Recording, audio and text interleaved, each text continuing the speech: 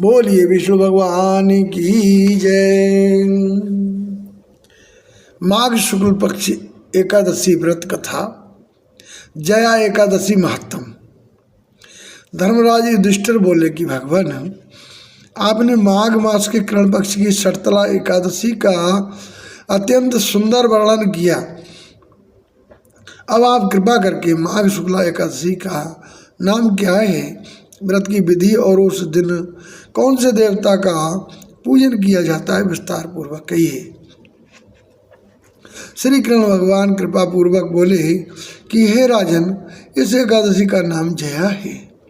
इसका व्रत करने से मनुष्य ब्रह्म हत्या आदि पापों से छूटकर स्वर्ग की प्राप्ति होती है, पिशाच आदि योनियों से भी मुक्ति मिल जाती है। अतएव इस व्रत को विधि पूर्वक करना चाहिए। अब मैं तुमको पद्म पुराण की एक कथा सुनाता हूँ। देवराज इंद्र स्वर्ग में राज करते थे और अन्य सब देवगण सुखपूर्वक स्वर्ग में रहते थे। एक समय इंद्र अपनी इच्छा अनुसार नंदनवन में अप्सराओं के साथ क्रीड़ा कर रहे थे और गंधर्व गान कर रहे थे। उन गंधर्वों में प्रसिद्ध पुष्पदत्त तथा उसकी कन्या पुष्पवती और चित्रसेन तथा उसकी स्त्री मलिन भी थी। मलिन का पुत्र पुष्पवान और उसका पुत्र माल्यवान भी उपस्थित थे। उस समय पुष्पवती नामक एक गंधर्व स्त्री माल्यवान को देखकर उस पर मोहित हो गई और काम बाण से चलायमान होने लगी। उसने रूप, सौंदर्य, हाव भाव आदि द्वारा माल्यवान को वश में कर लिया। पुष्पवती की सुंदरता को देखकर माल्यवान भी उसके ऊपर मोहित हो गया। अतः ये दोनों कामदेव के वश में हो गए। परंतु फिर भी इंद्र के बुलाने पर नृत्य गान के लिए जाना पड़ा और अप्सराओं के साथ गाना शुरू किया। परंतु कामदेव के प्रभाव से उनका मन न लगा और अशुद्ध गायन करने लगे।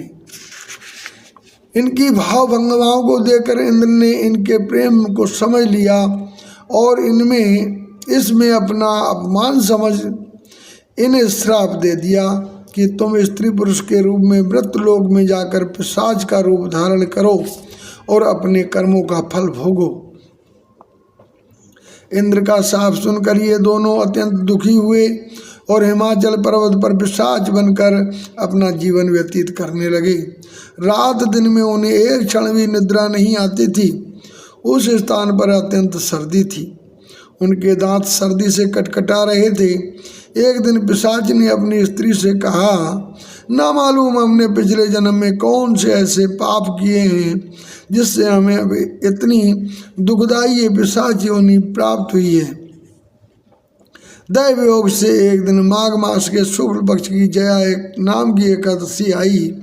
उस दिन इन दोनों ने कुछ भी भोजन न किया और न कोई पाप कर्म ही किया, केवल फल फूल खाकर ही दिन व्यतीत किया और महान दुख के साथ पीपल के वृक्ष के नीचे बैठ रहे।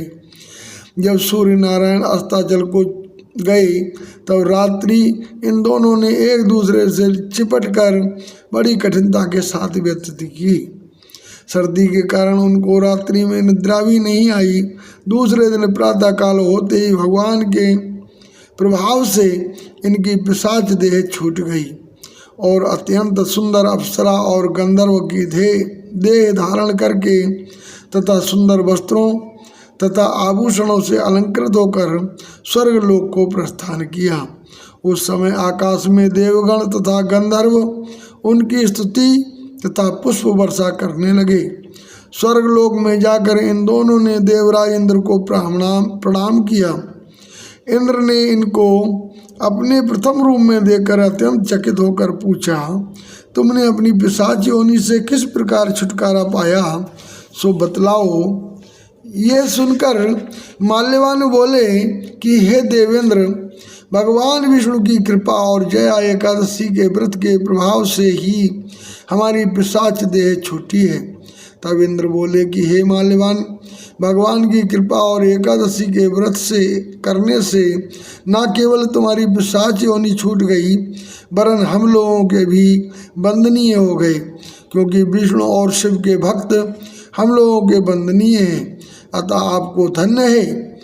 अब आप पुष्पवती के साथ जाकर विहार करो। श्री कृष्ण कहने लगे कि हे राजा युधिष्ठिर, इस जया एकादशी के व्रत से बुरी योनि छूट जाती है। जिस मनुष्य ने इस एकादशी का व्रत किया है उसने मानो सब यज्ञ जप दान आदि कर लिए।